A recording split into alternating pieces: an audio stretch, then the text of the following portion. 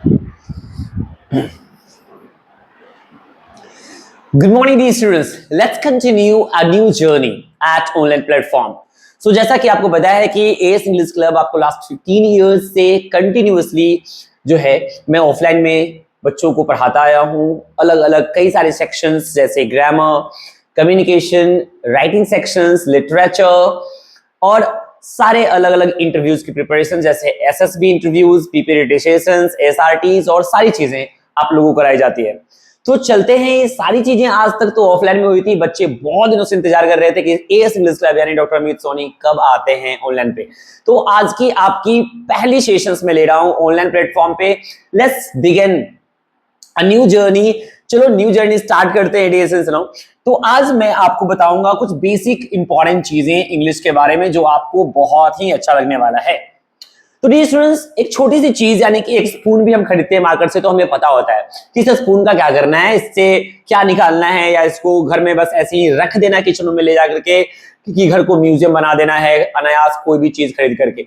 छोटी से छोटी चीज खरीदते हैं तो उसका उद्देश्य पता होता है, उसके बारे में पता होता है कि वो चीज क्या है और उसका क्या करना है। तो सबसे पहले इंग्लिश स्टार्ट करने से पहले मैं आपको बताने वाला हूं कि इंग्लिश आपको क्यों पढ़नी है और अंग्रेजी होती क्या चीज है। ये सबसे बेसिक सा क्वेश्चन है, बच्चों को नहीं समझ में आती और जानना चाहते भी नहीं।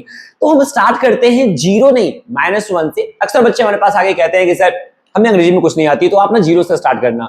जीरो नहीं, मैं आपको -1 से स्टार्ट करके दे रहा हूं। What is exactly English? English क्यों पढ़नी है? एक तो आपकी इंग्लिश ऑफिशियल लैंग्वेज है। इंटरव्यूज में या एग्जाम्स में आपके लिए राइटिंग, लिसनिंग और स्पीकिंग तीनों के लिए आपकी इंग्लिश कम्युनिकेशन बहुत ही ज्यादा जरूरी होती है। इसलिए इंग्लिश से इंटरेक्ट करना है, इंग्लिश में इंटरेक्ट करनी है, लोगों से बातें करनी है, खुद को अपडेट रखना है, तो आपको इंग्लिश पढ़नी होगी। Because if you are not updated you are outdated. जैसा कि आपको पता है कि अगर आप खुद को चेंज नहीं करोगे तो नोकिया वाला हाल हो जाएगा। अपडेट नहीं करोगे तो विलुप्त हो जाओगे। डियर सुनो, if you are not updated you are outdated. तो खुद को आउटडेटेड बनाना है, भीड़ से अलग कर लेना है, जिंदगी को एंजॉय करना है, हर एज ग्रुप में सेट हो जानी है, तो आपको खुद को अपडेट करना होगा। इसके लिए इंग्लिश आपको पढ़नी जरूरी है।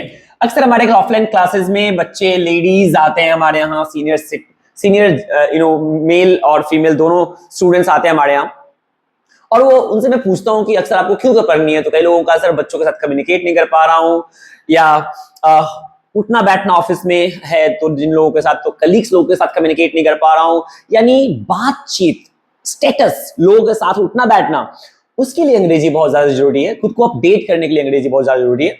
तो ध्यान से मेरी बात को आप सुनो कि इंग्लिश होती क्या चीज है, अब ये जान लो। पहले हम लोग विज्ञान पढ़ा करते थे, इतिहास पढ़ा करते थे, तो सर हमारे बताया करते थे पहले कि इति मतलब बीती हुई और हास मतलब कहानी, यानी बीती हुई कहानी को इतिहास कहते हैं। विज्ञान की यदि हम डेफिनेशन बताएं तो बी मतलब विशेष ज्ञान, नहीं ज्ञान, विशेष ज्ञान जो होती है जिससे मिलती है उसको विज्ञान कहते हैं। तो ऐसे कई सारे डेफिनेशन जिससे हमें समझाने की कोशिश की जाती थी कि आखिर ये सब्जेक्ट है क्या और इसको क्यों पढ़नी है, इसका पर्पस क्या होना चाहिए। तो ठीक उस तरह से अंग्रेजी के बारे में आज के बाद कोई पूछ दे कि आपने एएस इंग्लिश क्लब में स्टार्ट करा है इंग्लिश पढ़ना, तो पहले की जैसे ही कॉन्सेप्ट आपको हुई, तो प्लीज हमारे यहाँ पढ़ने की आपको कोई जरूरत नहीं है। टाइम पास करना है तो एएस इंग्लिश क्लब नहीं, पढ़ना है तो कहीं और जा सकते हो, सीखने वाले हमारे पास रह सकते हैं, क्योंकि ऑफलाइन में 15 ईयर से एएस इंग्लिश क्लब सिखाने का काम किया है। रिस्पॉन्सिबिलिटीज है यार, ये टीचिंग एक प्रोफेशन नहीं हो सकता, एक ड्यूटी नहीं हो सकती कि आपने मुझे कुछ पैसे पे गड़ी और आपको मैंने सिलेबस खत्म करके दे दिया। ये करना है तो साइंस ऐसे पढ़ा जा सकता है। लिटरेचर समझने की चीज है, लिटरेचर लाइफ में उतारने की चीज है। अंडरस्टैंड करो इस चीज को, लहजा है, एक्सप्रेशन है, तो इसको ऐवी नहीं पढ़ा जा सकता है, थोपा नहीं जा सकता है, फेक करके नहीं पढ़ाया जा सकता है थ्रो बॉल की तरह। इसको एंजॉय करने की चीज है, समझने की चीज है, रूह में उतारने की चीज है। नहीं तो आप इसको समझो, इंग्लिश क्या चीज है। इंग्लिश को यदि डिफाइन किया जाए तो हम इंग्लिश के लिए कौन सी ऐसी वर्ड यूज कर दें जो सही होगी। It is a mixture of language, it is a mixture of languages that is not only spoken in India but all over the world, यानी कि यह एक ऐसी भाषा है भाषाओं का मिक्सचर ऑफ लैंग्वेजेस, हम सिर्फ इंग्लिश को ही बोल सकते हैं। यानी कि और किसी भी लैंग्वेज को कोई पूछे कि इंग्लिश डिफरेंट कैसे है, बाकी भाषाओं से अलग कैसे है, तो आप उसे कह सकते हो English is different from rest of the languages because English is the only language which is called mixture of languages, भाषाओं की mixture. Let me show you कि आखिर ये मिक्सचर ऑफ लैंग्वेजेस क्यों कहा जाता है, वो मैं आपको करके दिखा रहा हूं। ध्यान से मेरी बात को समझेंगे। टू डियर स्टूडेंट्स, आपने लूट वर्ड सुना होगा। लूट वर्ड एक इंग्लिश हिंदी वर्ड है जिसको अंग्रेजी में रॉब कहते हैं। गांव में आपने सुना होगा या अपने आसपास में, अरे हम तो लूट गए सर, बर्बाद हो गए, बैंक में लूट हो गई सर, इसको अंग्रेजी में रॉब कहते हैं। The bank has been looted, आप अंग्रेजी में बोल सकते हो instead of bank has been robbed. यानी रॉब की जगह आप लूट वर्ड बोलो, ये पहले से ही इंग्लिश वर्ड है, ये अपने आप में इंग्लिश वर्ड है जो कि हिंदी में आज तक आप यूज करते आए हो। तो आप बोल सकते हो आई एम लूटेड, मैं तो लूट गया। लूट वर्ड हिंदी है बट अंग्रेजी में इसका इस्तेमाल किया जा सकता है डियर स्टूडेंट्स। तो आपको पता चला ना कि हिंदी वर्ड्स अंग्रेजी में यूज हो रहे हैं। एक और एग्जांपल, जंगल वर्ड का अंग्रेजी फॉरेस्ट होता है, ये सबको पता है। फॉरेस्ट होता है, ये सबको पता है। बट जंगल वर्ड अपने आप में अंग्रेजी वर्ड है, आप यूज कर सकते हो। यानी the train is passing through the jungle, we are going to jungle for a picnic, तो आप जंगल वर्ड का इस्तेमाल इंस्टेड ऑफ फॉरेस्ट कर सकते हो। जंगल वर्ड अंग्रेजी में इस्तेमाल किया जा सकता है। तो डियर स्टूडेंट्स, ध्यान से, घबराने की जरूरत नहीं है, हिंदी वर्ड्स अंग्रेजी में यूज हो रहे हैं। चलिए कुछ और एग्जांपल्स मैं आपको देकर क्लियर करता हूं कि आखिर इंग्लिश को मिक्सचर ऑफ लैंग्वेजेस क्यों कहते हैं। ऐसे कई सारे वर्ड्स जो आपने सुना होगा पहले भी कभी, जैसे genius, radius, focus, phenomenon, formula, ये सारे वर्ड्स जो हैं वो आपके ब्रिटिश नहीं हैं। हम ब्रिटिश लैंग्वेज यूज करते हैं बट ये सारे वर्ड्स ग्रीक लैंग्वेज से उठाए गए हैं, मिस्र की भाषा से उठाए गए हैं। ये ग्रीक लैंग्वेजेस के वर्ड्स हैं, यानी ग्रीक लैंग्वेज भी आप ब्रिटिश इंग्लिश में यूज करते हो नहीं।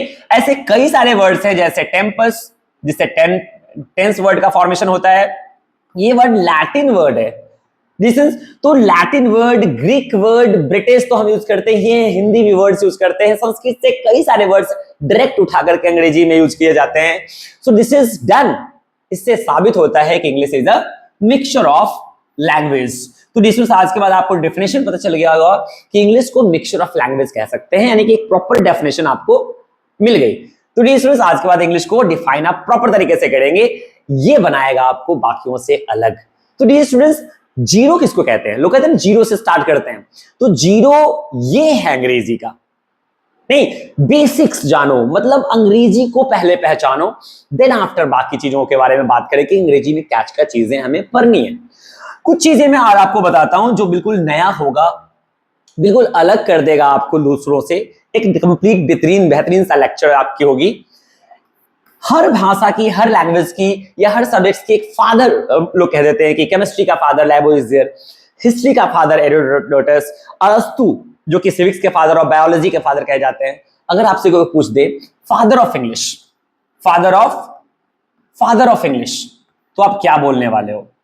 यानी फादर ऑफ इंग्लिश में किनका नाम लेने वाले हो? This is very important. आप कॉपी करते चले ना, नहीं बीच बीच में आप कॉपी कर ले सकते हो, या जैसे भी आपको कंप्लीट करना है पाउज करके, या रिकॉर्डेड वीडियोस आपको मिल जाएंगे, आप उसमें भी रिवीजन करना है तो आप वहां देख सकते हो, वरना मेरे साथ साथ आप इसको लिख भी सकते हो।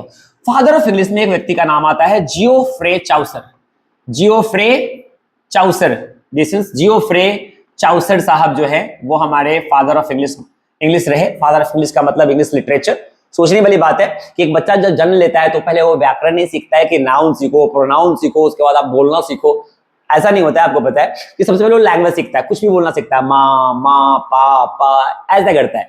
तो पहले लैंग्वेज आई, तो फादर ऑफ इंग्लिश का मतलब फादर ऑफ इंग्लिश लिटरेचर होता है, फादर ऑफ इंग्लिश लैंग्वेज होता है।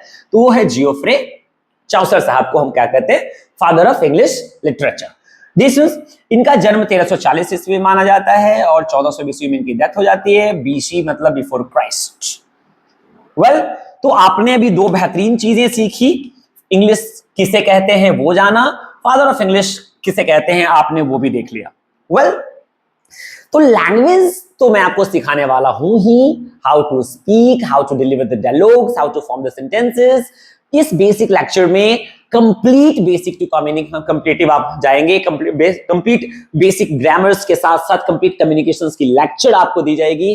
Proper zero to complete upper level हम ले जाएंगे इस क्लास को।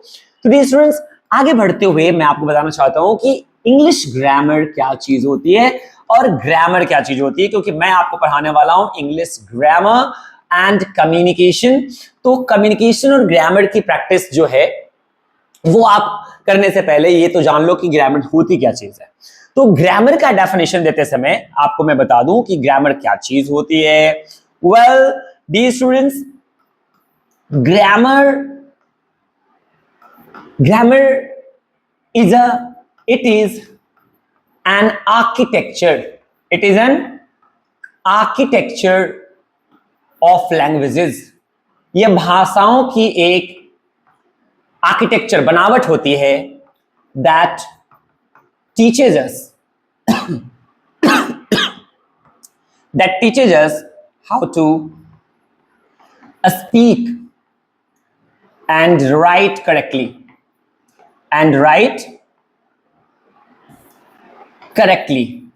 शुद्ध शुद्ध जो हमें बोलना और लिखना सिखा दे, वही है डियर स्टूडेंट्स आपका क्या, ग्रामर। यानी कि ग्रामर के हेल्प से हम किसी भी लैंग्वेज को शुद्ध शुद्ध बोलना, लिखना और पढ़ना सीखते हैं। और ग्रामर सिर्फ इंग्लिश में नहीं होती है, हिंदी ग्रामर भी होती है, अंग्रेजी ग्रामर होती है, संस्कृत ग्रामर होती है, उर्दू ग्रामर भी होती होगी।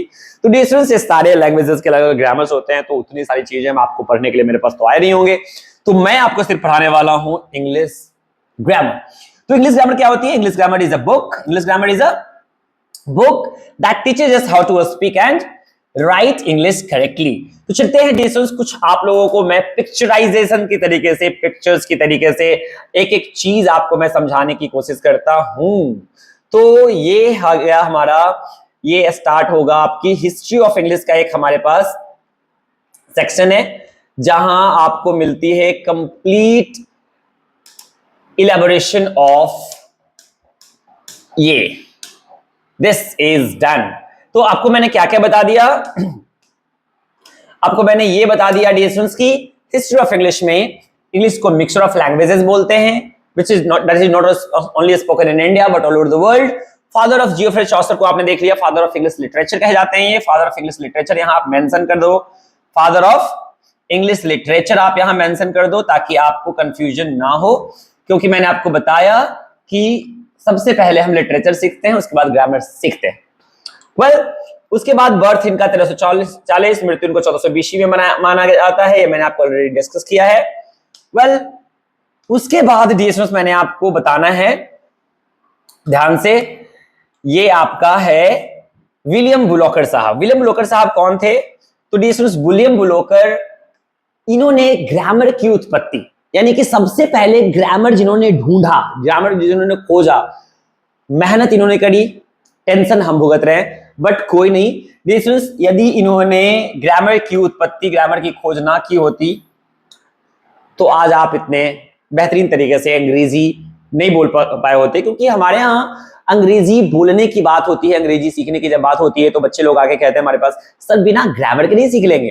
तो बिना ग्रामर, बिना सेंटेंस फॉर्मेशन की इंग्लिश वहां सीखी जा सकती है जहां कुछ लोग आपके आसपास बोलने वाले हो, जहां कोई बोलने वाला ही ना हो, जहां कोई समझने वाला ना हो, जहां आपको रिप्लाई करने वाला ही कोई ना हो, तो वहां बोल के, सुन के, समझ के अंग्रेजी नहीं सीखी जा सकती, बनाई जा सकती है, सेंटेंसेस फॉर्म की जा सकती है।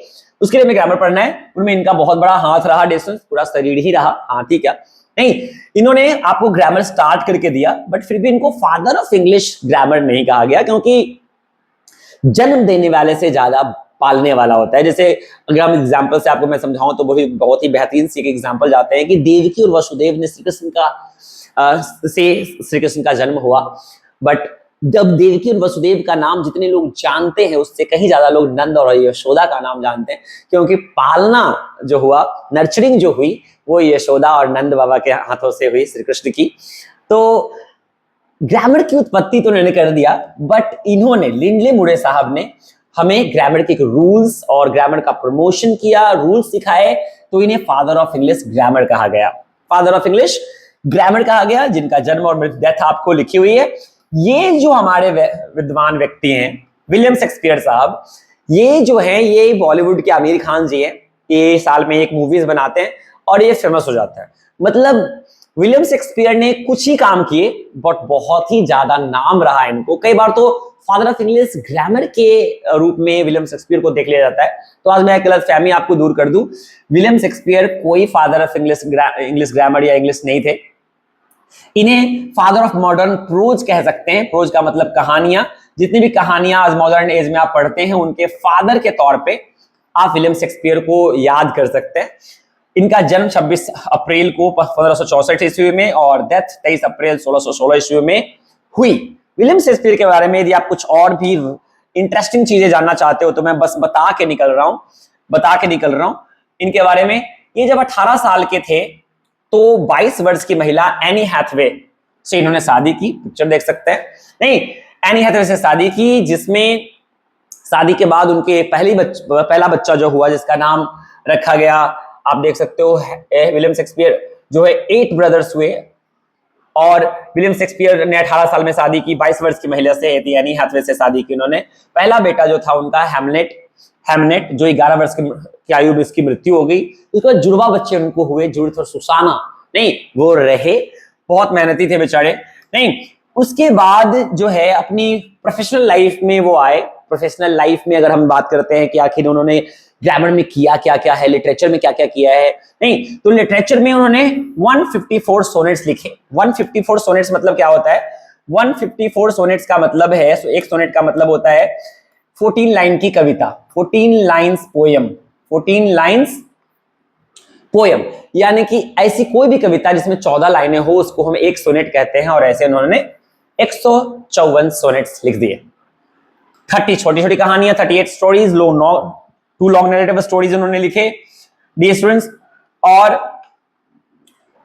5 मोस्ट फेमस नोवेल्स उन्होंने लिखे, Hamlet, King Lear, Othello, Julius Caesar और मैकबेथ।